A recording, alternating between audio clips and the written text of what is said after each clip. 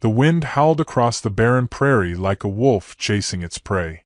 Dust lifted in swirling ghosts around the hooves of Jack Remy's tired gelding, painting the late afternoon with grit and shadow. The sky above rolled dark with thunderclouds, swollen and restless, threatening to split open any moment. Jack's coat flapped behind him, soaked at the hem, the leather cracked and stiff from hard use. He hadn't eaten since morning. Hadn't slept a full night in 4 days. But still, he rode. Up ahead, a ranch loomed on the horizon, if you could call it that. A leaning barn, a sagging house, and one fence post out of 5 still standing. It looked like it had been slapped together by desperation and held upright by hope that packed up and left years ago. Exactly the kind of place a man like Jack could afford a horse. He tugged on the reins and slowed his mount, narrowing his eyes beneath the brim of his hat. The place felt wrong. Still, in a land like this, wrong often meant nothing more than quiet. He rode up to the porch and dismounted with a wince. His knees popped and a twinge reminded him of the bullet wound from last spring. It always flared up before trouble. Maybe it was just the storm. He knocked once, twice. The third knock cracked the loose plank beneath his knuckles. "Hello," he called. "Looking to buy a horse." The wind answered. Then the screen door creaked open and a man stumbled out, a rail-thin drunk with a white beard stained by tobacco and time. He squinted at Jack like he wasn't sure if he was real or a mirage. "Buyin' a horse?" the old man rasped. "Ain't much left to sell but her bones." Jack offered a tight-lipped smile. "I ain't picky. Long as she walks and don't fall dead under me." The old man coughed into his sleeve. "You want one, there in the barn. 3rd stall. Take your pick. Just don't wake the rats, they bite back." He chuckled, a wheeze more than a laugh, and shuffled back inside like the wind might blow him apart if he stood still too long. Jack stared after him, then turned his eyes to the barn. The air shifted. He felt it in his spine, not fear exactly, but the pull of something unseen. The barn door groaned as he pushed it open. Inside, it was darker than it should have been. The air hung thick with the smell of manure, hay, and something else, something iron-like, faint and sour. His boots thudded softly on the dirt floor. Dust motes danced in thin shafts of light piercing through the broken slats. Horses shuffled in the stalls, one whinnied low and restless. Jack walked slow, fingers trailing the wooden beam beside him, hand near his holster. He didn't like surprises. Not anymore. The 3rd stall was empty. He frowned, stepping forward. The stall door was half-latched, like someone had closed it in a hurry. A tarp hung over the back wall, odd for a horse stall. He moved it aside. A noise. Muffled. Sharp. Like someone trying to scream with their mouth full of cotton. Jack froze. Then moved fast. He yanked the tarp down. There she was. A woman. Bound hand and foot, gagged with a dirty rag. Her dress was torn at the shoulder, and her eyes, wide, wild, locked on his, said everything she couldn't. Jack swore under his breath and knelt beside her. "Easy," he said, pulling the gag free. She gasped, voice hoarse. "They'll come back," she rasped. "You can't be here. Please. I'm not leavin' you like this." He drew his knife and cut her bonds. Her wrists were raw, legs trembling as she tried to stand. She shoved at him weakly, panic still in her limbs. Don't touch me. I ain't here to hurt you." She sank to the dirt, hugging her knees. Her voice cracked. "They'll kill us both." Jack knelt beside her, hat in hand, gaze level. "Who?" She looked toward the barn door like they might be standing there already. "Men. 2, maybe 3. Said they'd be back before sundown. I heard them. Said no one would find me." She stared at him. "You shouldn't have come." Jack's jaw clenched. The wind outside howled louder now, like it too was angry. He looked at her, dirt-smudged, bruised, terrified. And something else. Determined. Not broken. Not yet. He offered her his canteen. She took it with shaking fingers. "What's your name?" he asked. She hesitated. "Helen." "All right, Helen." He stood and extended a hand. "You're not stayin' in this stall another minute." She stared at him like she wanted to believe that. Her hand rose slow, almost unsure, and clasped his. Outside, thunder cracked like a gunshot. Inside, Jack Remy knew his quiet life just rode further out of reach. Jack's hand closed around Helen's and pulled her to her feet. She staggered but stayed upright, leaning on the barn wall to steady herself. Her breath came in shallow gasps, her eyes still wild. He could see it plain as day. She didn't know whether to trust him or bolt. She was like a cornered animal that hadn't stopped running yet. "They tied you up," he said quietly. "That's not something folks do to each other unless they've got damn poor intentions." Helen gave a hollow laugh, dry as old bones. "They didn't intend anything good." Jack scanned the barn once more. No sounds but the restless shifting of horses and the groan of timbers in the wind. For now it was still just the two of them. He reached down and retrieved her from the dirt again. She didn't fight this time, just leaned heavily into him, her body exhausted beyond what pride could withstand. "We need to go," he said. "No," she snapped, sudden and sharp. "Not that way." Jack followed her trembling finger toward the south trail behind the barn. "That's where they went," she whispered. "They'll come back the same way." He squinted through the broken slats, trying to piece together a new route. His horse was still tethered out front, too exposed. They needed supplies, anything they could carry, but more than that they needed time. Jack pulled her gently toward the tack room. "We'll find another way. You walk." "Barely." "We'll walk slow then." He slipped inside the room and threw together what he could: rope, a small sack of oats, a rusted pistol with 3 bullets, a moldy heel of bread. It wasn't much, but it was more than nothing. He handed her the bread. She looked at it like it was a gift from heaven and devoured it in silence. "What's your name?" she asked between bites. "Jack." She nodded slowly, chewing like each motion hurt. "You always rescue women from barn stalls, Jack?" "No," he said. "You're the first." Her eyes flicked to him, trying to read if that was a joke. He didn't smile. He didn't joke anymore. They exited through the rear of the barn, slipping through a broken panel that led into a patch of brittle scrub and low brush. Jack kept low, guiding her gently but firmly, listening for anything behind them. Every creak of wood or gust of wind sounded like pursuit. He hated this kind of fear. It was the kind that curled in your gut and stayed long after the danger passed. They moved slowly, angling toward a dry creek bed 1/2 mile from the ranch. Helen limped badly, and twice she stumbled. Jack caught her each time without a word. Her silence was thick with shame, but she didn't complain. She just kept moving. When they reached the gulch, he let her rest in the shade of a boulder while he scouted the trail behind them. No riders yet, but they would come. She spoke first. "I was supposed to be someone's wife." He turned back, unsure how to respond. "They sent for me, mail order," she went on. "I thought I was going to meet a man who wanted a partner. A farm, a life. He never showed. 2 other men did." Jack crouched beside her. "They said he'd died. That he'd been shot over cards and I was theirs now. Just like that. Like I was cargo." Her voice cracked, but she didn't cry. "They brought me here. Tied me up whenever they left. One of them, he said he liked to keep his pets where he could find them." Jack's fists clenched so hard his knuckles whitened. He looked away, jaw tight. "I kept thinking someone would find me," she said. "Then I stopped thinking that. And then you came." "I've done a lot of wrong in my life," Jack said after a beat. "But I'll get you out of this." "You don't know them," she whispered. "No," he said.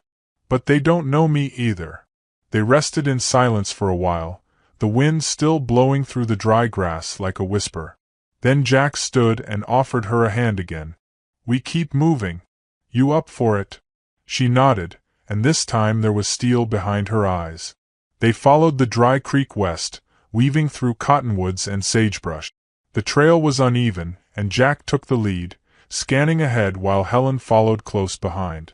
The sun slipped behind a wall of clouds, and the air grew heavier with the promise of rain. They wouldn't have much daylight left. Jack's instincts screamed at him. He'd been hunted before. He knew what it felt like when someone was closing in. That sense of breath just behind your neck, the prickling at your back. He paused, looked up at the ridgeline. Movement. Too far to make out, but it was there. A shape. Then two. "They're tracking us," he said quietly. Helen's eyes went wide. "We can't outrun them." "Then we don't." She blinked. "What do you mean?" He crouched beside a rock outcropping, peering through his sights. "There's an old trail up ahead that leads to a ridge. If we make it there before them, we can cut across the canyon and double back south. Lose them in the ravines. And if we don't?" He looked her straight in the eyes. "Then I make damn sure they don't follow anyone else ever again." The look she gave him said she'd heard that tone before, in other men, in darker moments, but something in Jack's voice was different. He didn't say it to frighten her. He said it because it was true.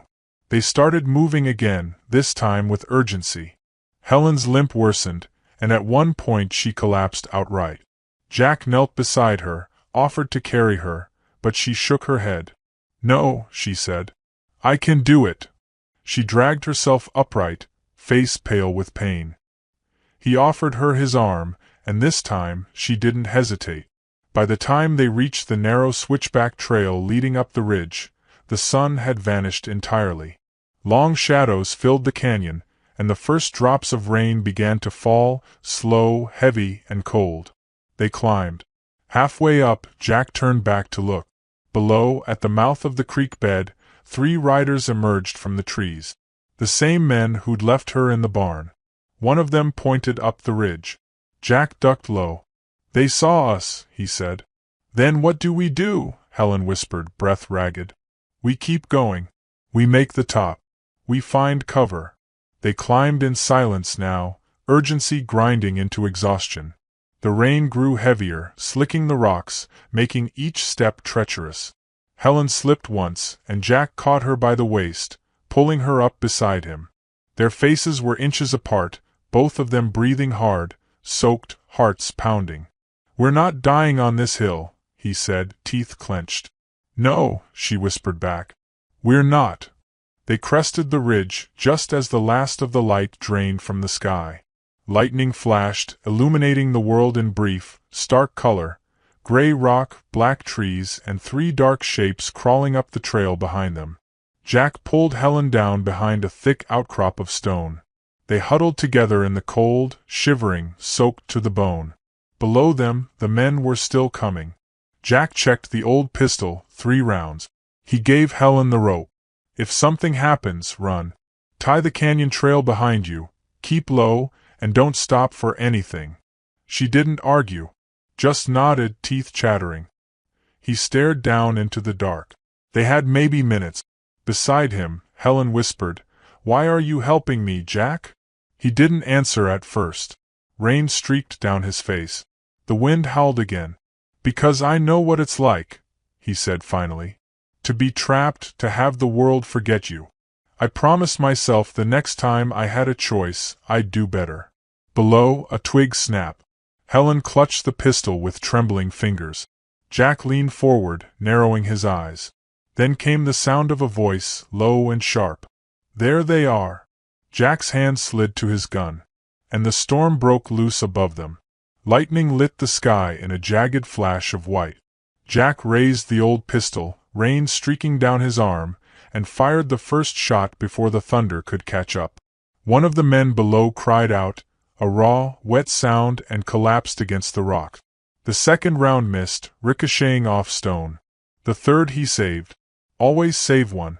Helen pressed her back against the cold granite, gasping. The gun's crack had deafened her ears, but not enough to block the shouts rising from the ridge trail. One of the men shouted something, rage, maybe, or a warning, but the storm swallowed the words. They were coming fast now, scrambling like wolves scenting blood. Jack ducked down beside her. "One's down," he said grimly. "Other 2 are close. You're out of bullets." He nodded. "Just about." "Then what?" He touched her arm gently. Stay behind the rock. No matter what happens. No. The word came out harder than he expected. She met his eyes, rain dripping from her hair, jaw clenched against fear. I'm not hiding again. Before Jack could respond, a figure crested the ridge, broad-shouldered, soaked, face shadowed beneath a black hat. The man raised his rifle. Jack lunged forward, driving into the stranger's chest before he could fire. They hit the ground hard, mud and stone grinding into flesh. The rifle clattered across the rocks. Jack swung. Fist connected with bone. The man grunted, slammed a knee into Jack's ribs. Pain flared white-hot, but Jack didn't let go. He fought like a man with nothing left to lose. They rolled, and for a moment Jack was on top. He grabbed the rifle, turned. A second man emerged from the trees, pistol drawn. "Drop it!" he shouted. Jack froze. Mud streaked his face. Blood dripped from a split lip. His heart pounded so hard it drowned out everything else. The first man coughed and pushed to his knees, cradling his ribs. "Should have stayed out of it, stranger," the second one said. "This don't concern you." Helen stepped out from behind the boulder, arms shaking, eyes locked on the man with the pistol. "It concerns me," she said. He turned toward her, smile cruel. "Well, look at that. Thought you'd be halfway dead by now." She didn't blink. "You want to take me again?" she asked. "Come and do it. Let's see how that goes." The man chuckled, raised the pistol. Jack moved. He drove the rifle but into the man's knee. The shot went wild, echoing into the storm. Helen dove to the side. Jack scrambled after the weapon, but the first man was back on him, dragging him down into the mud. They wrestled, grunting, gasping, a savage tangle of fists and elbows. Jack landed a punch that made the man's teeth rattle. The other tried to recover his footing, but Helen had grabbed the fallen rifle. She didn't hesitate. The shot cracked through the storm like lightning. The second man dropped, stunned disbelief still on his face as he hit the dirt.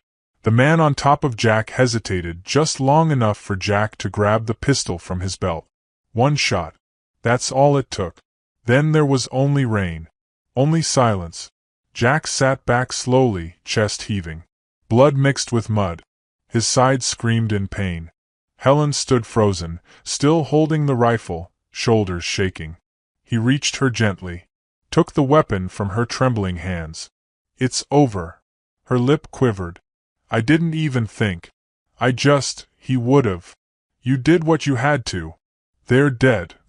Her voice was so small it nearly vanished. "Yeah." Jack looked down at the bodies. "And they won't hurt anyone else." She turned away, stumbled, and sank to her knees. Jack crouched beside her, unsure what words would help. There weren't many. He remembered that feeling too well, when your body survives, but your soul isn't sure what comes next. "Do you have a family?" she asked suddenly. He blinked. "Had. Long time ago." "What happened?" Jack exhaled, slow and long. "I wasn't there when they needed me. War took my brother. Drink took my father. The rest just drifted off. I came west hoping to outrun all of it. Didn't work." She nodded like she understood too well. "I thought if I just started over, I could leave the rest behind." Jack looked out into the dark canyon, rain easing now, moonlight breaking through scattered clouds. "You still can," he said quietly. "This doesn't have to be where your story ends." Helen didn't speak, just stared at the ridge's edge where the rain washed blood into the rocks. When she finally looked at Jack again, something had shifted in her eyes. Not peace, not yet, but something close to resolve. "We need to move," she said. "In case there's more." Jack nodded. "We'll follow the canyon west. There's a trading post 2 days from here. Maybe more if the weather holds." "And after that?" He hesitated. "That's up to you." They buried the bodies quickly, stones piled over shallow graves. The wind carried away the last of the storm, leaving the land soaked and quiet. Helen limped beside him, but she didn't ask for rest. Neither did he. They walked through the night, the silence between them no longer heavy with fear, but something closer to understanding. Jack didn't know what waited on the other side of that canyon, or what kind of future a broken man and a woman who'd stared down death might make. But the sky was clearing, and for the first time in a long while, he didn't feel entirely alone. The morning sun broke over the horizon in streaks of gold and crimson, painting the sky with the blood of yesterday's storm.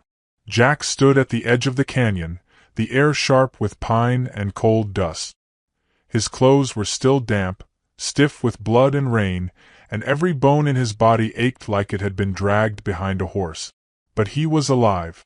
And Helen was stronger than anyone he'd ever known. They had made it to the trading post by dusk the night before, a cluster of timber buildings clinging to the western edge of nowhere. The kind of place men passed through without leaving names. A general store, a saloon, a blacksmith, and not much else. Jack had used the last of his coin for a room upstairs at the saloon, where Helen now slept in a narrow bed, face turned to the wall, hair damp with sweat and dreams. He hadn't slept. Not really. He'd kept watch from the window, pistol in hand, eyes tracking every rider that passed. But no one came. Maybe the storm had wiped their trail clean. Maybe the other men who'd helped trap Helen were too scattered or too scared to follow. But Jack had a feeling the story wasn't finished. Downstairs, the saloon was already stirring.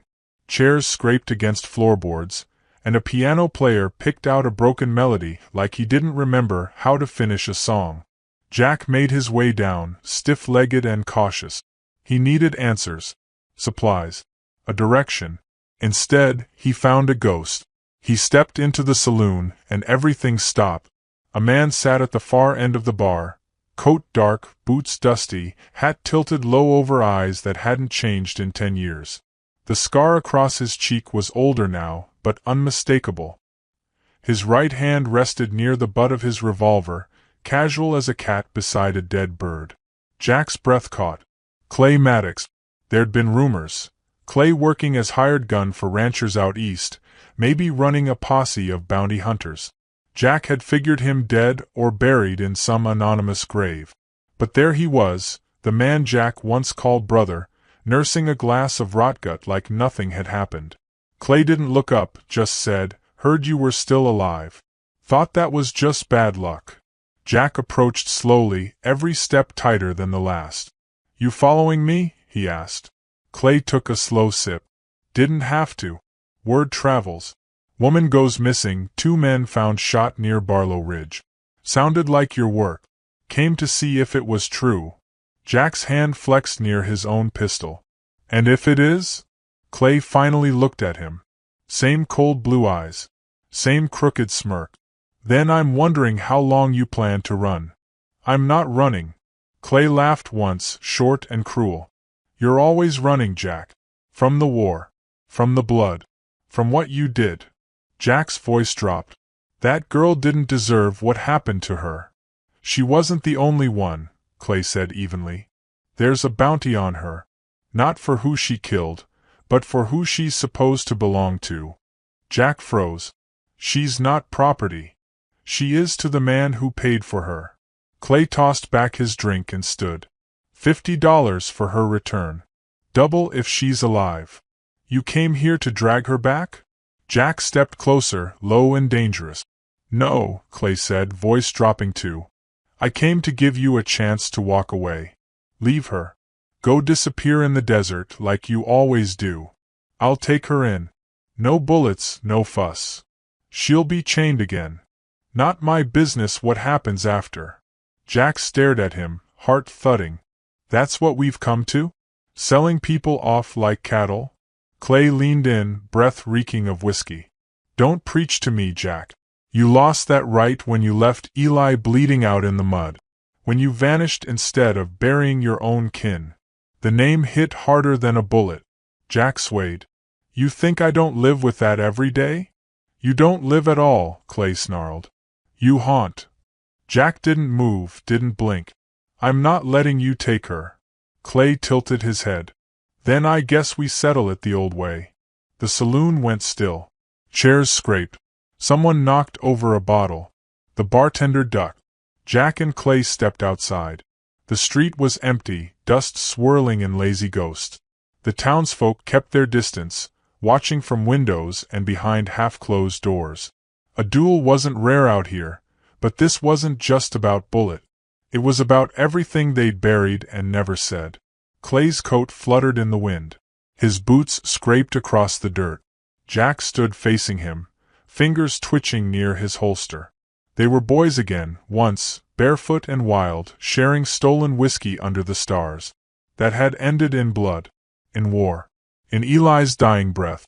In the silence that followed. "Last chance," Clay called. Jack didn't answer. The wind howled. A hawk screeched above the canyon.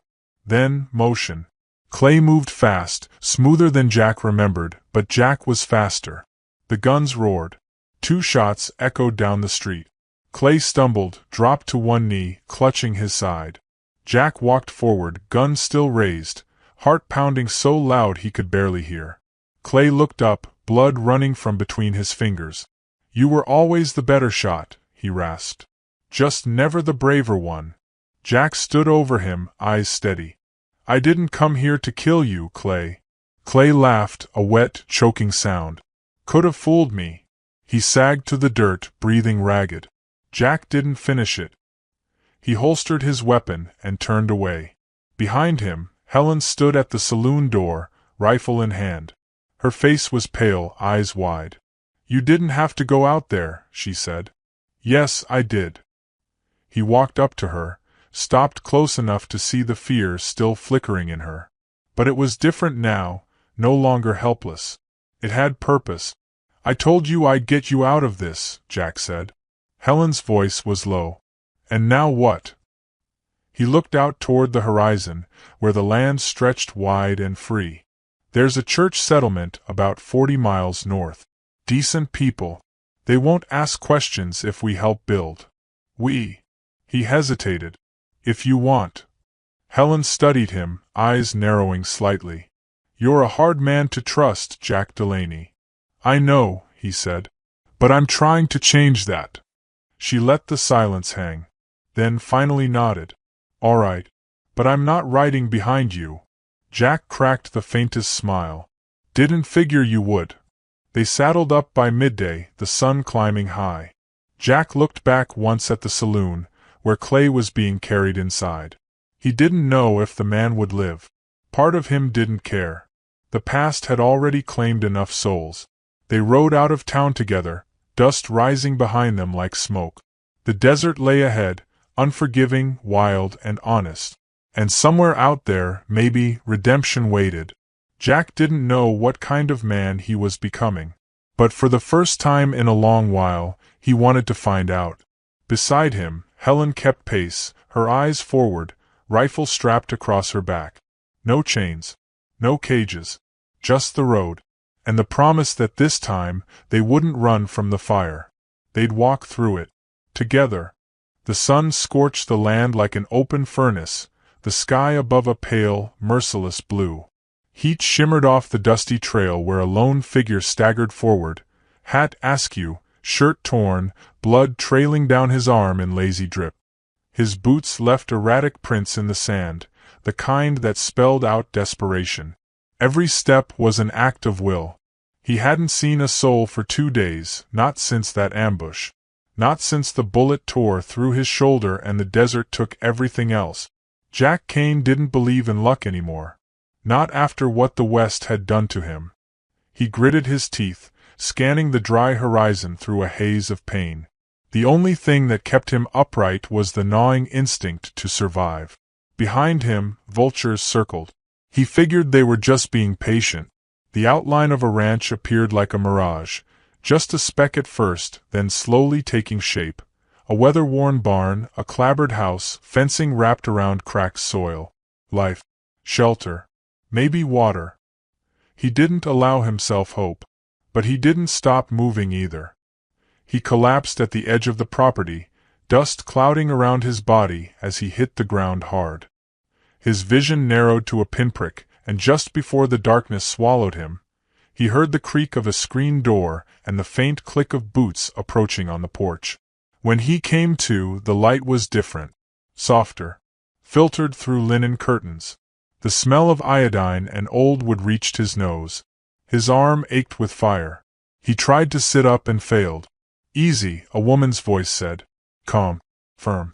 She pressed a damp cloth to his forehead and forced him back against the pillow. You're not dying, but you're close enough to try. His gaze met hers. Hazel eyes sharp as broken glass, but set in a face too young to carry that kind of exhaustion. Sunlight caught the strands of her hair, dirty blonde and pulled back in a practical braid. She didn't smile. You lost a lot of blood. Bullet grazed you, but it tore muscle. I stitched it up best I could, she said, setting the cloth aside. Name's Hazel. This is my ranch. He worked his throat. Jack. She nodded once. You talk too much, you'll tear the stitches. Jack closed his eyes, letting the pain root him to the moment. Silence settled, broken only by the ticking of a clock on the wall and the faint chirp of birds outside. You shouldn't be here, Hazel said suddenly, stepping back. Not because I don't want to help, but because my husband wouldn't. Jack opened his eyes again. Where is he? Gone for now. But not for long. The way she said it made the air colder. Jack could tell she wasn't the kind of woman who used words carelessly. Hazel left him water and a piece of bread. He ate slowly, his hand shaking, and noticed how often she glanced toward the window, as if expecting something, or someone, to appear over the ridge. By nightfall, he was able to sit up with help. She didn't ask questions about the wound. She didn't need to. This land didn't breed saints. A storm rolled in with the darkness. Thunder growled low over the hills as the wind picked up, whistling through the eaves. Jack sat by the window wrapped in a quilt, watching the clouds shift. Hazel moved through the house with practiced ease, tending the fire, checking the windows, her rifle never far from reach. She wasn't scared. She was preparing. You always keep a gun in the kitchen? Jack asked, his voice hoarse. She shrugged. Always. He studied her as she lit a lamp, her face cast in amber light. She was young, no older than 30, but wore her years like armor. Her voice never cracked. Her hands never trembled. But her eyes told a different story. There was history there. Hurt buried deep, but not forgotten. How long you been married? He asked. 5 years. She didn't look at him when she said it. Too long. Jack didn't press. He didn't have to. The wind howled louder now, slamming the barn door open with a bang. Hazel moved to shut it, her fingers tightening around the lantern handle. Outside, lightning split the sky, illuminating the vast emptiness beyond the fence. And something else, hoof prints in the dirt. Fresh. She returned to the room, setting the rifle by the door. I can leave by morning, Jack offered. No, she said too quickly, then corrected herself. You're not ready. And it wouldn't matter. He's not the type to be reasoned with. Doesn't take kindly to strangers, especially not men. Jack leaned forward despite the pain. You afraid of him? Her jaw clenched. No. But I've learned not to provoke him. And hiding a wounded cowboy he doesn't know? She met his gaze. That'll provoke him plenty. The next morning, the light was harsh and the air thick. Jack insisted on helping with the chores, feeding chickens, mending a fence, anything to feel useful, to get his strength back faster. Hazel allowed it, wordlessly handing him a hammer and watching from a distance. They didn't speak much, but something unspoken passed between them, something that required no words. That evening, as the sun dipped low and painted the land in gold, they shared coffee on the porch. The world felt still for a moment, like it was holding its breath. You ever think about leaving? Jack asked. All the time. Why don't you? She stared at the horizon. Because sometimes you forget what freedom looks like. He nodded slowly, understanding more than she knew. The moment shattered when a sharp sound cracked through the stillness, hooves pounding dirt, fast and relentless. Hazel stood, her cup falling to the floor and shattering. Jack rose, grabbing the rifle before she could. No, she hissed, her face draining of color. Don't. He'll shoot you on sight. A cloud of dust rose at the far edge of the property. 3 riders, the lead wearing a wide-brimmed hat low over his brow, a badge flashing at his hip. Marshal Roy Granger had come home. Jack stepped back into the house, pulse rising, eyes scanning for exit. Hazel didn't move. She stared straight ahead, as if bracing for a blow. The riders dismounted. Boots crunched on gravel. A fist pounded the door. "Hazel!" the voice barked. Harsh. Authoritative. "You best be out here with an explanation, or I'll find one myself." Jack held the rifle tight, heart thudding. Hazel touched his arm. "Stay hidden. Don't give him a reason." Then she opened the door and stepped into the lion's den. Granger's presence filled the space like a wildfire, loud, angry, and unpredictable. He kissed Hazel's cheek without affection and swept into the room with the arrogance of a man who believed the world owed him obedience. He looked around, sniffing the air like a predator. "You been fixin' up someone?" he asked, eyes narrowing at the fresh bandages on the table. Hazel didn't flinch. "Stray dog got in a fight. Patched him up." Granger laughed, but it didn't reach his eyes. "That so?" Jack stayed quiet in the pantry, gun ready but pointed down. His breath was shallow. He listened to every word, every creak of the floorboards. Hazel was buying him time. But time was thin out here, thinner than water. Granger poured himself a drink, throwing back the whiskey in one gulp. He muttered something to his men and barked for supper. Hazel moved toward the kitchen with slow, deliberate step. When her eyes met Jack's through the narrow slit in the pantry door, there was no fear, just a silent warning. He's back. And he's not leaving. Rain fell in a steady rhythm, softening the dry ground into mud and muting the usual sounds of the ranch. The storm had passed, but the air still held the heaviness of something unresolved. Inside the house, Jack sat near the window, keeping one eye on the barn and the other on Marshal Roy Granger, who had made himself at home with the ease of a man who believed nothing on this land existed without his permission. Granger lounged in a worn armchair, boots muddy and propped on the table, a bottle of whiskey balanced in one hand. His face was all sharp edges and suspicion, framed by a black hat he never took off. The badge on his chest gleamed in the low lamplight, an ironic symbol of law for a man who wielded authority like a weapon. His fingers drummed the bottle. Restless. Calculating. "You sure that dog didn't walk on 2 legs?" he asked, voice slick with whiskey and disdain. Hazel stood by the stove, stirring stew with a wooden spoon. She didn't turn. It was a dog. Granger chuckled, then leaned forward with sudden energy. "Funny thing, though. Found tracks out by the fence. Not paws. Boots." Jack didn't move. His hand rested on the handle of his revolver beneath the blanket, though he knew firing it would only bring more trouble than it solved. "You think someone's hiding out here, Roy?" Hazel asked, the spoon clinking gently against the pot. He studied her. "I think there's a whole mess of things a man might miss when he's out chasing bandits and murderers. Like his wife forgetting her place." Hazel kept stirring. She didn't flinch, didn't speak. That silence told Jack everything he needed to know. After supper, Granger stepped out to the barn with one of his men, a lean kid with shifty eyes and a nervous twitch in his jaw. Hazel wasted no time. She poured Jack a cup of hot coffee and set it by his side. "He won't stay long," she said under her breath. "He's looking for a reason to hurt something. Don't let it be you." Jack studied her. "You always this calm under threat?" She met his eyes with something harder than defiance, resignation. "I learned it young." The next morning, Granger's horse was gone before sunrise, but he left his shadow behind.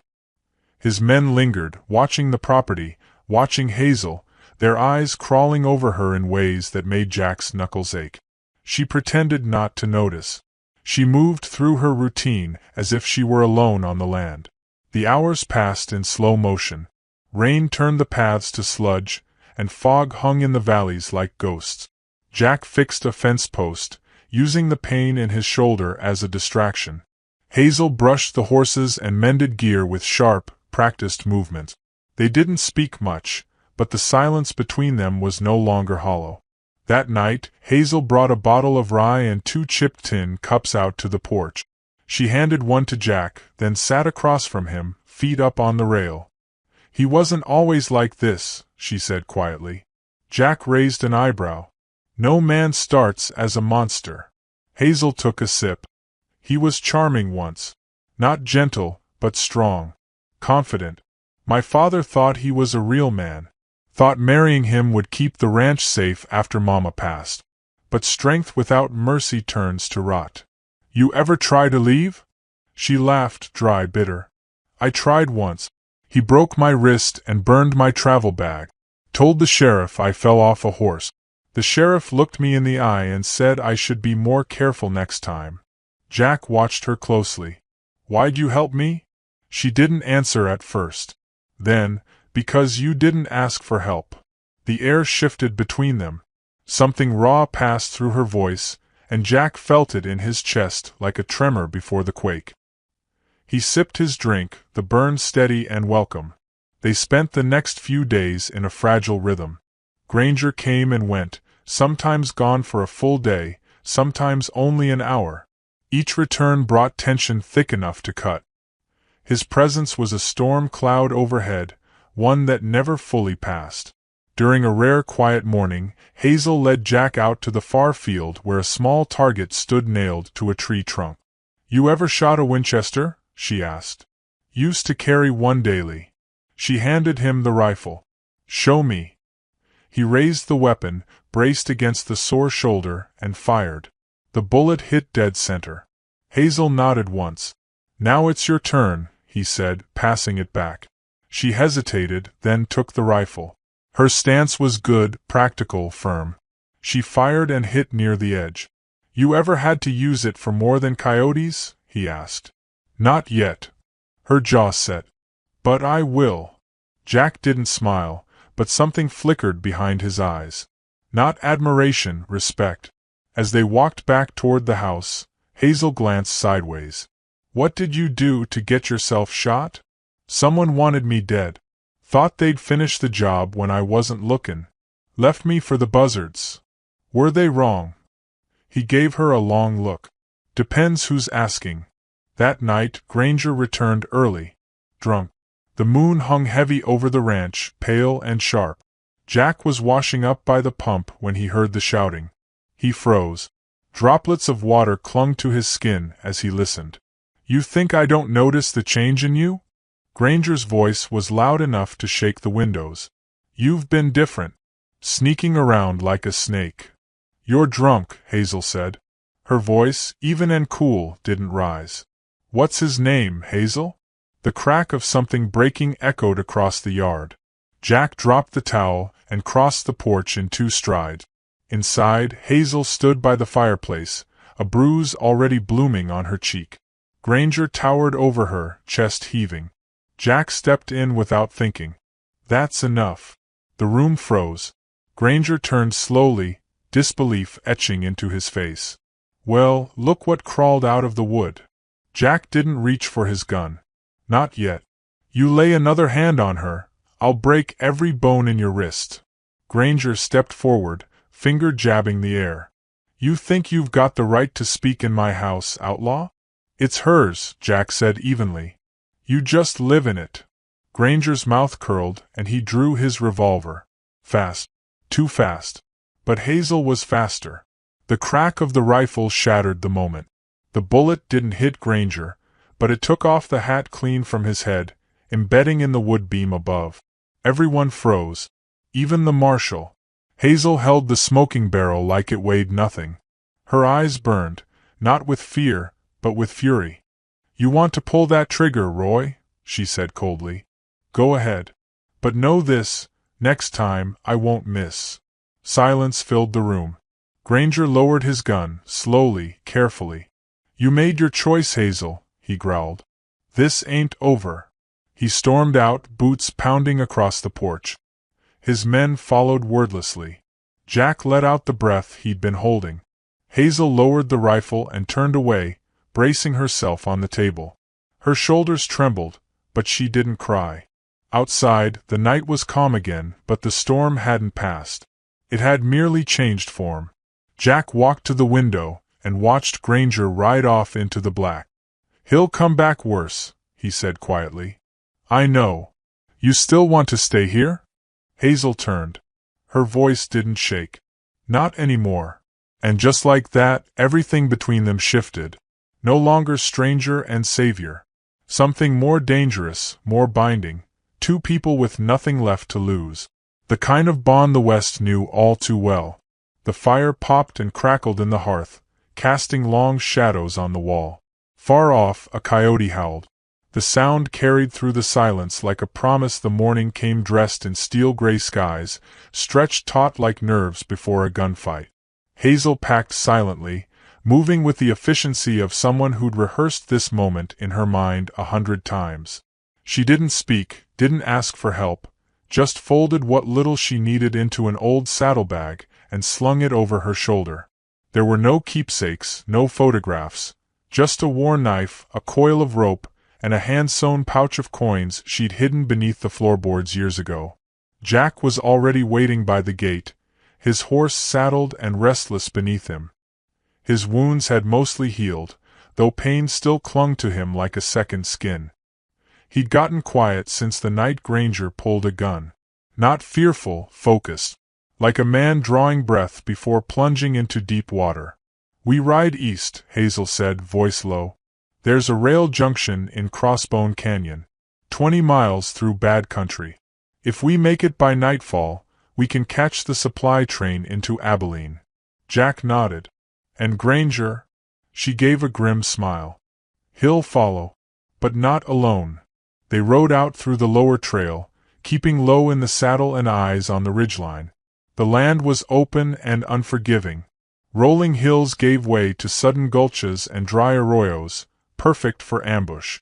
Every breeze carried the weight of being watched. By midday, they came upon a rusted water trough and the crumbling remains of a telegraph station. They stopped long enough to water the horses and check the sky. Thunderheads built on the horizon, coiling like smoke. "You trust the train will take you far enough?" Jack asked as Hazel filled her canteen. She shrugged. "It's not the distance I need. It's the clean start." Jack studied her. "And what about vengeance? You ever think of turning back and settling things the old way?" She met his eyes. "You don't think I will?" He smiled, just barely. "I think you're smart enough not to let anger pull the trigger before the moment's right." They pushed on, but tension curled in the air like a fuse slowly burning. Just before dusk, as they reached a narrow pass through Devil's Notch, Jack raised a hand and pulled his horse to a halt. The birds had gone silent. He dismounted, crouched, and examined the dirt.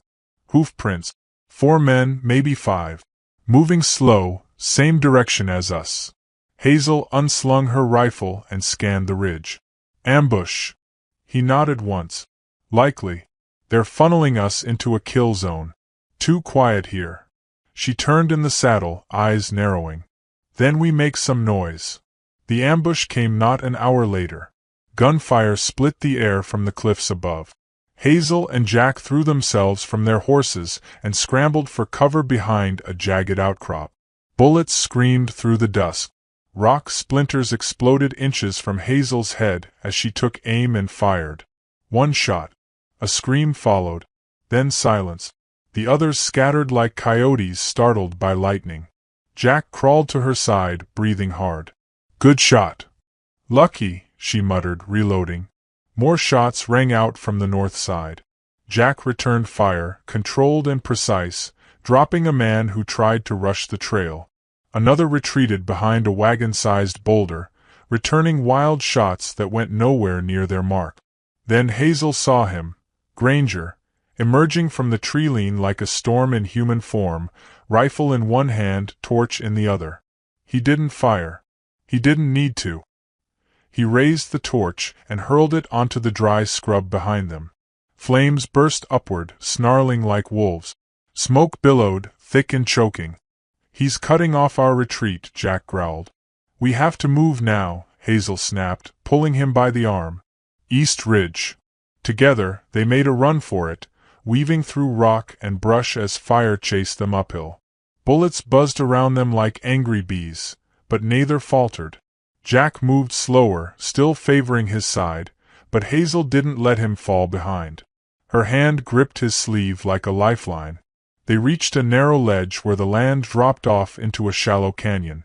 The fire had boxed them in. Granger's voice echoed through the smoke. "You think you can run from me, Hazel? You forget who you belong to." She stepped forward, rifle in hand, silhouetted against the flames. Her voice didn't shake. "I never belonged to you." A shot rang out, fast, sharp. Granger staggered back, clutching his shoulder. Jack stood beside Hazel now, pistol raised. "Next one goes between your eyes." The other men hesitated. One dropped his gun and took off. Another followed. That left Granger, bleeding and snarling like a cornered dog. "You think this is over?" he hissed. "You think the law won't come looking for you after this?" Hazel walked toward him. Step by step, slow and steady. "I hope they do," she said. "Because when they ask me what happened out here, I'll tell them I finally stood up to the devil in my home and sent him crawling back to hell." Granger lunged, desperate, going for his revolver. Hazel shot him. Once. He dropped like a sack of bricks. Silence claimed the canyon again, broken only by the crackling of fire and the distant cry of a hawk circling overhead. Jack walked over, looked down at the man who'd haunted Hazel's life for years. "He won't get up again." She stood there, breathing heavy, staring at the body. Then she nodded, just once, and turned away. "Let's go." They didn't speak as they made their way down the east ridge, away from the fire, the smoke, the blood. When they reached a small creek, they washed their hands, drank from their flasks, and leaned against the rocks, too tired to move. Hazel finally broke the silence. "I thought I'd feel something. Relief. Regret. Joy." Jack looked at her. "What do you feel?" "Like I finally woke up." The stars blinked overhead. The moon, pale and watchful, hung like a silent witness to the night's reckoning. "You still headed for Abilene?" Jack asked. She hesitated. "I don't know any more." He nodded slowly. "Well, neither do I." And in that moment, with the fire behind them and an open road ahead, they weren't fugitives or saviors or survivors. Just two people forged in the same flame, standing in the quiet after the storm. The night stretched long and dark, but the horizon waited. And they would ride toward it, not to escape but to begin.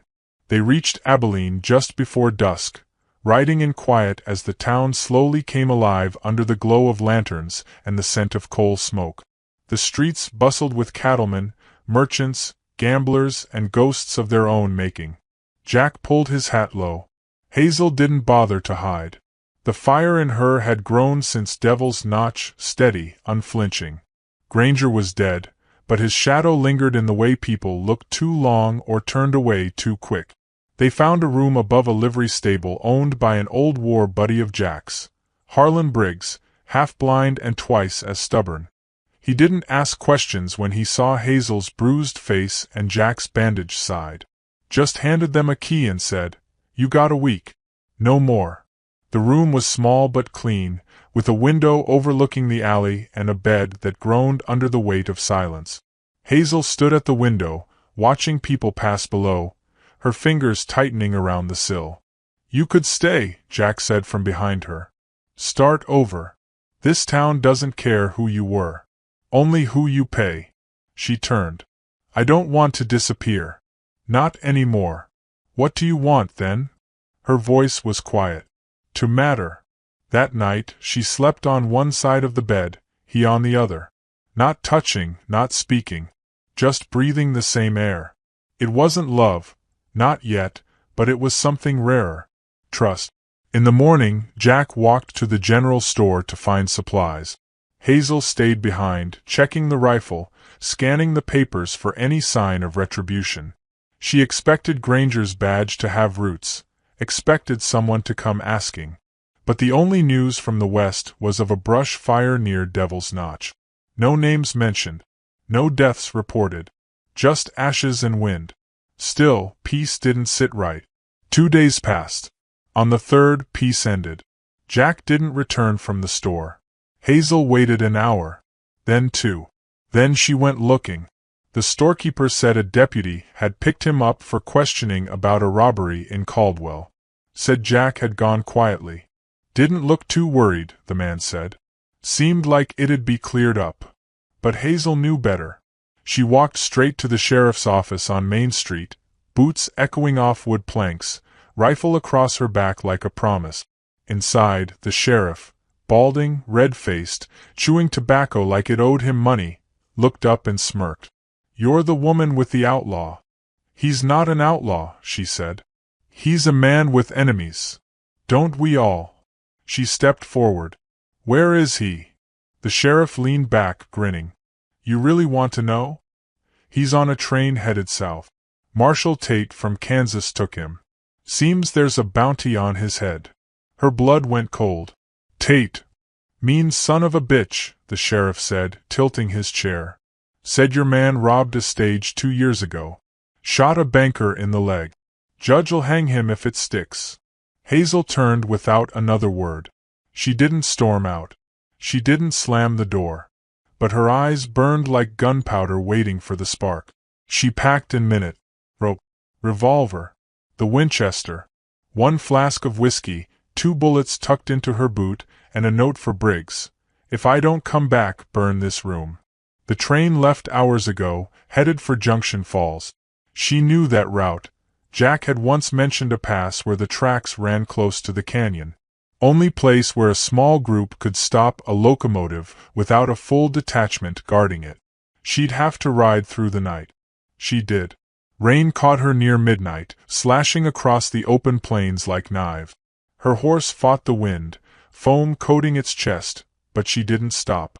Not when she lost the trail. Not when she heard wolves howl. Not when her body screamed for rest. By dawn, the tracks came into view. And so did the train. Steam hissed like a beast as it rounded the bend into Canyon Hollow, churning forward, iron wheels grinding. Hazel dismounted and pulled the rifle from her saddle. She climbed the ridge, boots slipping, fingers raw from reins and rain. At the crest, she dropped to her belly and peered through the scope. There. 3 cars down from the engine. A guarded cabin. 2 men stood on the platform outside, rifles in hand. And through the window she saw him. Jack, cuffed, sitting like a man who'd already accepted what the world planned to do with him. Hazel took aim, breathed, fired. The first guard dropped before he hit the ground. The second dove for cover. Hazel didn't wait. She slid down the hill, sprinted through brush and gravel, heart pounding like thunder. The train screeched as someone pulled the brake. She reached the tracks, jumped the gap between cars, and kicked open the cabin door with the kind of strength only desperation grants. The marshal inside turned, eyes wide. Too slow. Hazel shot him in the chest. He staggered. Jack caught the marshal's body before it could fall and jerked the keys from his belt, unlocking his cuffs with shaking hands. They didn't speak. There wasn't time. More gunfire. Someone was yelling orders. Hazel tossed him a pistol. "We jump," she said. "You're insane." "Maybe." They leapt from the slowing train, rolled down the embankment, limbs tangled and lungs screaming. Dirt filled Hazel's mouth. She spat, scrambled to her feet, grabbed his hand and ran. Behind them, the train screeched and belched smoke. Shouts carried on the wind. But no one followed. Not that time. They ran until the train was gone, until the trees closed around them and the storm broke open again. Under the branches of an old cottonwood, they collapsed, both gasping, soaked and shaking. "You came for me," Jack said, disbelief in his voice. She wiped blood from her brow. "Course I did. I'm a dead man now." "Not yet." He looked at her, and for the first time, there wasn't just gratitude in his eyes. There was something deeper, harder, hope. They didn't return to Abilene. They rode south through winding backroads, hiding in mining camps and among traveling traders. Word spread that Marshal Tate had died in a botched arrest. The bounty vanished. Stories got muddled. No one came looking too hard. Eventually, they found a patch of land near the border. Dry, sun-bleached, full of thorns and stubborn grass. But it was theirs. They built slow. A lean-to, then a cabin, one room, then two. He carved fence posts while she dug the well. He cooked badly. She corrected him worse. They argued, laughed, fell silent again. One night, while watching the fire, Hazel whispered, "You ever wonder if we deserve this?" Jack stared into the flames. "I think we earned it." She nodded. "Freedom ain't free." "No," he said. "It costs everything." And maybe it had. Their pasts were riddled with pain and blood and choices neither would ever stop answering for. But in that flickering light, in the quiet of land untamed, they weren't fugitives anymore. They were home. And if the world ever came calling again, well, they'd answer together. If this story moved you, don't forget to like, subscribe, and share your thoughts in the comments. The snow came down in thick, blinding sheets, swallowing the horizon in white. It howled like a dying beast across the Montana plains, tearing at coats and stinging exposed skin. Samuel Cutter leaned into the wind, his hat pulled low, his scarf stiff with frost. His boots crunched through the drifted powder as he trudged toward the ridge, the outline of his cabin fading behind him. He wasn't out here for pleasure nor for duty. The ranch barely held together these days, just fences falling apart, skeletal cattle, and a stubborn man clinging to a ghost. But one of the younger calves had gone missing during the storm, and he couldn't stand the thought of the poor thing freezing alone. He understood what it meant to be alone. 2 winters ago his wife Ellie had died giving birth to their first child. Neither survived. He buried them behind the cabin, marked the grave with a crooked iron cross, and watched the seasons wear it down. Since then the land had turned hostile as if mourning with him. The barn burned down. The crops failed. The bank sent warnings that sat unopened in a drawer. The world didn't owe him a thing and he'd stopped asking it to care. But still he walked into the storm. His gelding Bear plodded behind him, ears flicking in irritation. Samuel paused at a ridge where the wind screamed the loudest, narrowed his eyes and scanned the valley. No sign of the calf. Only white. Then he heard it, faint, high-pitched. Not a calf. A voice. He froze. The sound came again, ragged and broken. A cry. Human. Samuel's hand went to his holster by reflex, then fell away. He turned toward the voice and pushed forward, each step a battle. The snow swallowed sound and direction, but he kept moving, guided more by instinct than anything else. He found her in a shallow gully, half buried in snow. She was crumpled like a broken doll, her skin ghost pale, her lips blue. A tangle of chestnut hair spilled across her shoulder, and the dress she wore, white, satin, beaded, was wildly out of place. A wedding dress. Samuel knelt, brushed snow from her face. Her eyes fluttered, unfocused. Her breath came in shallow gasps. "Hey," he said roughly. "Can you hear me?" She tried to speak but only managed a rasp. He pressed 2 fingers to her neck, pulse weak but there. There was no time to question it. He scooped her up, surprised by how light she was, and turned back toward Bear. The snow tried to drag them down but he fought it, cursed at it, pushed through. He lifted her onto the horse, climbed behind her, wrapped her in his coat, and rode hard for the cabin. By the time they reached it, dusk had turned everything silver. The cabin loomed ahead, squat and dark. Smoke still curled from the chimney. He'd banked the fire before leaving, a small mercy. Inside it was barely warm. Samuel laid the woman on his cot, threw more logs into the stove, and unwrapped her from the soaked wedding gown with the same gentleness he'd used on dying animals. Beneath the dress were bruises, on her ribs, her wrist, her collarbone. He stared at them too long. "Goddamn," he muttered. She moaned, tossing her head. Fevered. He fetched water, boiled it, soaked cloth, and pressed it to her forehead. She flinched but didn't wake. Night thickened around the cabin. Outside the storm raged. Inside, the fire popped, shadows danced, and the mystery of this woman grew heavier by the hour. He found a ring tucked into the seam of her dress. Small, gold, simple. No engraving. He placed it on the table without a word. When she stirred again, it was near midnight. "Water?" she croaked. He brought the cup to her lips. She drank, hand trembling, then blinked up at him. Where am I?" "My cabin. Middle of nowhere, Montana territory. Found you half dead in the snow." Her eyes widened, the color returning slowly to her cheeks. I was running." Samuel leaned back in his chair, arms crossed. You don't say. She coughed, sat up too quickly, winced. I didn't think anyone would find me. Not a soul would've if I weren't half stupid enough to chase a calf in this mess. She looked down at her lap, then slowly, carefully touched her side. I need to go. You'll die in 10 minutes out there, he said bluntly. You'll have to try harder if you're aiming for subtle. She flushed, eyes flashing. You don't understand. I don't need to. Not right now.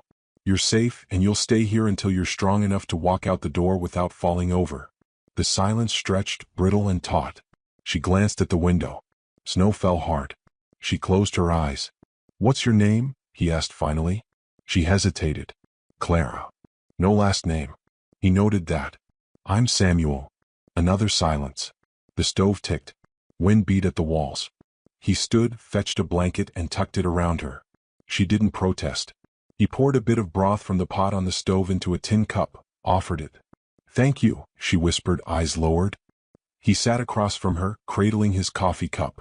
Watched her like a man watching a wild animal, not with fear but with wary respect. You said you were running, he said after a while. She stiffened. You don't have to tell me why. Her voice was barely a breath. He was going to make me marry him. Samuel raised an eyebrow. Didn't look like the wedding went as planned. I left before the vows, she said, curling her fingers into the blanket. He wasn't who they said he was. There was no kindness, no future, just a cage. Samuel didn't push. He knew the kind of men who looked respectable in town and turned cruel once doors shut. You got family? Her eyes darted away. Not anymore. It wasn't a full truth, but it was all he'd get. Then you'll stay until the storm passes, he said. No one's coming through that mess tonight. She nodded, grateful and exhausted. A tear slipped down her cheek and she wiped it away before he could pretend to notice. He tossed the spare quilt onto the floor beside the stove and lay down with his hat pulled low. The rifle stayed within reach. Just in case. He didn't sleep much. Never did. Dreams came too close when he tried. The storm broke by dawn, leaving the world quiet and pale. Clara was still asleep, face relaxed for the first time since he found her. Samuel stepped outside, surveyed the land. The snow stretched far and deep, but something else caught his eye. Tracks. Horsemen, maybe 5 or 6. Not from last night. Fresh. They stopped on a nearby hill, then turned back. He spat into the snow. Trouble never wandered far behind a desperate soul. Back inside, Clara stirred again, voice faint. Don't let him find me, she whispered. He'll never stop. Samuel stood by the window, rifle in hand, eyes on the horizon. The storm had passed, but something colder was coming. He could feel it in his bones. When Clara woke again, it was to the scent of wood smoke and coffee. The cabin was dim, lit by the flicker of a fire and a single oil lamp on the table. Warmth wrapped around her like a cocoon, and for a moment she forgot everything, until her eyes settled on the stranger seated across the room. He was cleaning a rifle, movements precise, almost ritualistic. His face was carved by weather and grief, not a man of many years but aged by what he'd seen. He hadn't noticed her yet, or maybe he had and just didn't show it. Everything about him was measured. Clara's body ached. Her wrists, her ribs, her throat, telltale bruises whispered of the man she'd escaped. Her mouth felt like cotton, and when she sat up too fast, the room tilted and she bit back a gasp. The man looked up. You're awake. She reached for something, anything. Her fingers landed on a spoon beside the cot, and she pointed it shakily. Don't come any closer. He stared at the utensil, then at her, unimpressed. You planning to butter me to death? Clara blinked. A small, stunned breath escaped her lips. She hadn't expected humor, especially not in this place, not from this man. He set the rifle aside and stood slowly. No one's gonna hurt you here. You're safe. I don't know you. Nope. And I don't know you either, but I hauled you out of a snowbank and gave you my bed. Could have left you there. Clara's grip loosened on the spoon. You're Samuel? He nodded once. That's me. She remembered flashes, his voice calling to her, the warmth of his coat, the steady beat of a horse's hooves as she drifted in and out. It was real. She swallowed hard. Thank you for saving me. I didn't do much. You're the one who lasted long enough to be found. Her eyes wandered the cabin. There was simple spare. Worn wood, a few tools on the walls, an iron stove keeping the cold at bay. A half-repaired saddle sat on the table. There were no ornaments, no woman's touch, except for the cross in the far corner. Iron rusted. A grave marker. She didn't ask about it. Do you always rescue strangers in the middle of snowstorms? Samuel poured coffee into a tin cup and held it out. Just the ones wearing wedding dresses. Her hands trembled as she took it. The warmth felt like a luxury. She sipped, then winced at the bitterness. Strong. He smirked. You don't survive out here on weak coffee. The silence that followed wasn't uncomfortable, but it wasn't easy either. It stretched between them, filled with unspoken questions. Clara's gaze dropped to the blanket around her knees. I didn't mean to drag anyone into this. You didn't drag me anywhere. I walked in same as always. I shouldn't be here, she said. He'll come looking. He has men. Money. Reach. Samuel's eyes didn't change, but his voice went low. He the one who left those bruises? Clara hesitated. Then finally she nodded. Not with his hands. Not always. But it was all the same. She expected him to ask more. Press her for names, details. You didn't? You planning on going back? No, she clenched the cup tighter. I'd rather die. He seemed to accept that. Then you'll stay till you can stand on your own 2 feet. I don't want your pity. I'm fresh out of pity. Just offering a roof. Something softened in her expression. She studied him. Why? Samuel looked at the fire for a long moment. Because 2 winters ago someone should have helped my wife. They didn't. Clara didn't speak after that. She set the coffee aside and lay back down, facing the wall. The snowstorm had passed outside, but in her chest, a blizzard still raged. Over the next 2 days the silence between them began to shift. She helped where she could, boiling water, sweeping the floor, mending a sleeve on his flannel shirt. He didn't stop her, though he seemed bemused by her determination to work through her pain. Once she dropped a bowl and it shattered. She flinched so violently that Samuel froze mid-step. No one's gonna raise a hand in this house, he said quietly. Not for that. She didn't respond, but the way her shoulders dropped told him it meant something. By the 3rd day her color returned. She'd braided her hair and borrowed one of his old coats, the sleeves too long. Samuel caught her peering through the window toward the horizon. You expecting someone? Clara shook her head. Just looking. Wondering how far I really got. You're 2 days' ride from anything civilized. If you were trying to disappear, you did a hell of a job. She gave a faint smile, then turned serious. His name is Prescott. The name landed between them like a dropped stone. Older than me by 20 years. Powerful. Owns more land than he needs. My father owed him debts he couldn't pay. So, he offered me instead. Samuel's jaw ticked. You said no? I tried, she whispered. He didn't care. There was a preacher. A white dress. Witnesses who all turned their eyes away. But before I said the words, I ran. Slipped out the back and caught a mail stage. Thought I was clever, disappearing into a storm. Did he follow? If he thinks I'm alive, he will. Prescott's not the kind to lose what he's bought. Samuel nodded. That's the kind of man who hires wolves to wear badges. Clara looked down at her hands. You're right to want me gone. I didn't mean to bring danger here. I didn't say I wanted you gone, he said. I said you'd stay till you could walk. She blinked. Even if it means he comes for you too? I already buried what I had to lose. Clara turned away at that, but not before he saw her throat tighten. That night, as the wind rattled the shutters again, Samuel stepped outside to check the woodpile. The sky was moonless. The stars were out, sharp as cut glass. He spotted movement along the tree-line, just a flicker. A rider, maybe 2, paused far off, then turned back. He didn't mention it when he came inside, but he moved the rifle closer to the door. Clara had fallen asleep in the chair, arms crossed, chin tucked down. She looked young. Fragile. But there was steel under all that silk, he could see it now. She'd fled a man with power and clawed her way through a blizzard just to breathe free air. He banked the fire and watched the flames dim. The danger wasn't over. Not by a long shot. But for tonight the cabin was quiet. In the dark, Clara stirred. Her voice was barely audible. He's not just cruel, she said. He's dangerous. You don't know what he's done. Samuel didn't answer. He didn't need to. Outside, the snow began again, soft but relentless. The storm inside her had not passed, it had only paused. And soon it would break again. Dawn came slow and pale, casting long shadows across the frozen hills. The air outside cracked with the weight of winter, brittle and sharp. Samuel stood at the edge of the corral, axe in hand, splitting logs with a rhythm that kept thought at bay. Each swing rang out like punctuation in the silence, clean and final. Clara stood just inside the cabin door, wrapped in a wool coat too big for her. She watched him from behind the half-drawn curtain, arms folded tightly across her chest.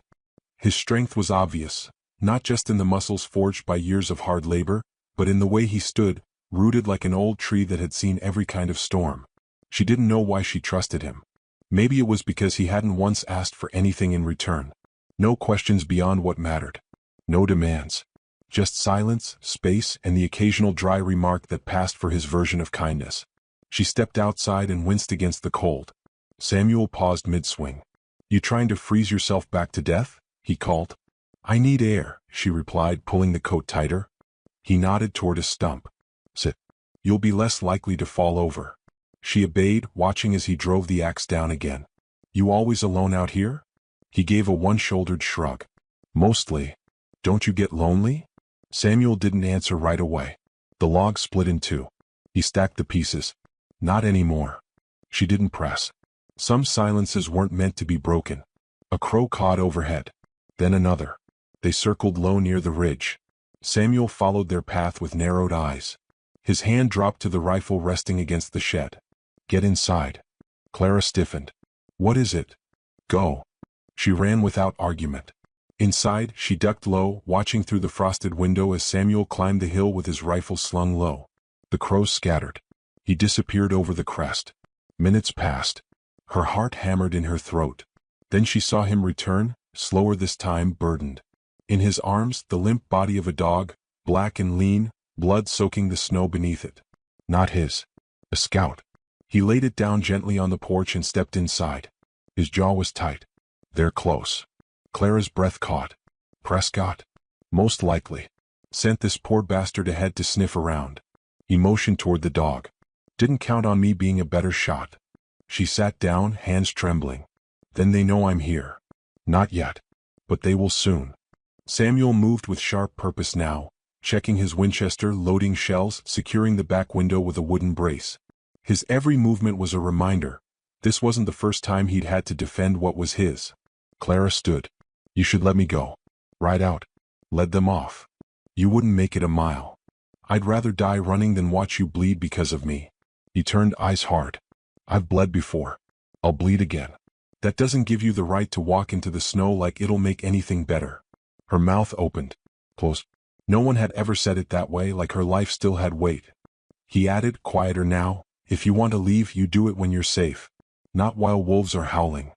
Outside, hoofbeats crunched in the distance, slow, deliberate. Samuel moved to the door, rifle raised. Clara crept to the window and saw them cresting the ridge. 5 riders, all armed. One of them sat tall and still as stone. Prescott. Her stomach turned to ice. The man wore a long black coat and a silver-trimmed hat. His beard was neatly kept, but his eyes were cold as the barrel of a gun. He stopped just within shouting distance, his voice carrying on the wind. "Mr. Cutter," he called. "We mean no harm. I'm just here to retrieve what's mine." Samuel stepped onto the porch, rifle loose in his hands. "She ain't yours." "That's a matter of opinion." "No," Samuel said flatly. "It's not." Prescott's smile didn't reach his eyes. "Let's not make this difficult. I have legal papers. A preacher's signature. Witnesses. She belongs to me. You don't own people out here. I own whatever I pay for. And I pay dearly." Clara watched the exchange with growing dread. Samuel was alone. 1 rifle against 5 guns and a man with enough money to bury the law under silver. But he stood there like he didn't care, like he was made of stone. Prescott's hand lifted slightly. "You think you're protecting her. But she'll only bring ruin. Women like her always do." That was when Clara stepped out. Samuel turned, surprise flashing in his eyes. "Get back inside." She shook her head. "No. I won't let you die for me." Prescott's smile twisted. "There she is." Clara stood straighter.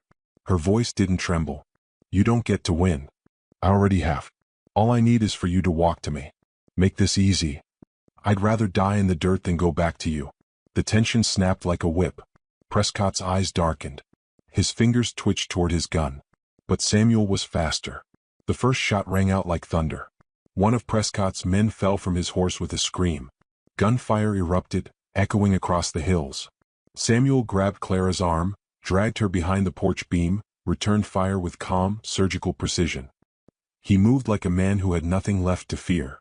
Clara clutched a pistol he'd handed her without a word, hiding her panic behind the barrel's cold weight. She fired once, missed. The recoil numbed her hand. Samuel reloaded, ducked, fired again. Another rider collapsed. Prescott's men scattered, returning fire. Bullets shattered the porch rail. Splinters rained down. Clara saw blood on Samuel's sleeve. "You're hit." "Just grazed." "Stay low." He shot again. A third man fell. Then silence. Prescott sat alone on his horse, lips curled in disgust.